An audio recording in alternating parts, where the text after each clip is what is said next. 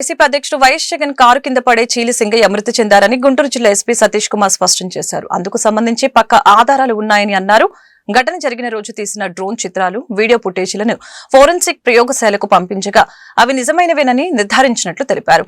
వీడియోలు edit, morphing చేసినవి కాదని తేటతెల్లమైందని చెప్పారు.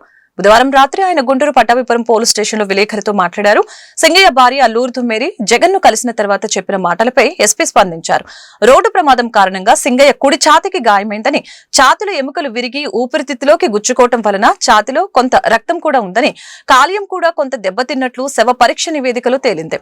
సింగయ్య మృతిపై అనుమానాలు ఉన్నట్లు ఆయన భార్య పోలీసులకు చెప్పలేదు. ఆమె వాంగ్మూలాన్ని కూడా రికార్డు చేశాం. ఇప్పుడు ఆమె ఎందుకు అనుమానాలు వ్యక్తం చేస్తున్నారో తెలియదు. ఈ కేసులో ప్రతి విషయాన్ని సాంకేతికంగా క్షుణ్ణంగా పరిశీలించి దర్యాప్తు చేస్తున్నాం. ఆధారాలు సేకరించి న్యాయస్థానంలో ఛార్జిషీట్ దాఖలు చేస్తాం. పోలీసులు ఎవరిని ఒత్తిడి చేయలేదు.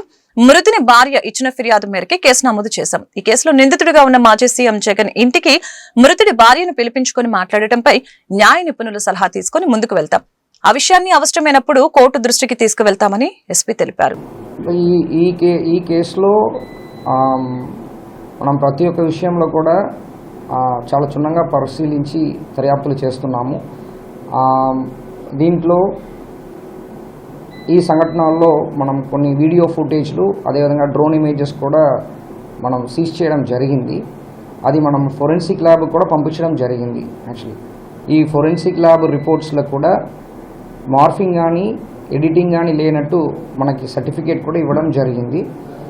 అదేవిధంగా మనం పోస్ట్ మార్టం రిపోర్ట్లో కూడా మన రైట్ సైడ్ చెస్ట్లో లేసరేషన్, అదేవిధంగా రిబ్స్ ఫ్రాక్చర్ వలన లంగ్స్లో రిబ్స్ గుద్దుకున్న తర్వాత ఈవెన్ బ్లడ్ ఊజింగ్ అవుట్ కూడా లంగ్స్లో అయిందన్నది ఓపెన్ చేసినప్పుడు తెలిసింది. అదేవిధంగా లివర్లో కూడా లాసరేషన్ ఉన్నట్టు మనకి రిపోర్ట్స్ క్లియర్గా రావడం జరిగింది. అది కాకుండా ఈ పర్టికులర్ కేసుల్లో కంప్లైనెంట్కి కానీ అందరికీ కానీ అష్యూరెన్స్ మన పోలీస్ తరపు నుంచి ఏమి ఇస్తున్నామంటే, ప్రతి ఒక్క ఎవిడెన్సెస్ని కూడా ఫిజికల్ ఎవిడెన్స్గా ఉండొచ్చు, విట్నెసెస్గా ఉండొచ్చు, టెక్నికల్ ఎవిడెన్సెస్గా ఉండొచ్చు, చాలా క్షుణ్ణంగా పరిశీలించి బెస్ట్ ఇన్వెస్టిగేషన్ చేస్తూ మనం కోర్టులో, ఆనరబుల్ కోర్టులో ఛార్జ్షీట్ వేయడం అనేది జరుగుతుంది. అంటే మనకి వాళ్ళు కంప్లైంట్ మన హాస్పిటల్లోనే క్లియర్గా ఇచ్చారు. ఇప్పుడు అందరు కూడా ఉన్నారు అక్కడ. వాళ్ళు ఏమి కంప్లైంట్ ఇచ్చామో అది తీసుకున్నాం. లేకపోతే వాళ్ళు సైన్ చేయాల్సిన అవసరం కూడా లేదు. సైన్ కూడా వాళ్ళు చేస్తారు. ఒకవేళ అబ్జెక్షన్ ఉందంటే సైన్ చేసి ఉండకపోవచ్చు. వాళ్ళు ఇచ్చిన కంప్లైంట్ మేరకే మనము కేసుని రిజిస్టర్ చేసాం.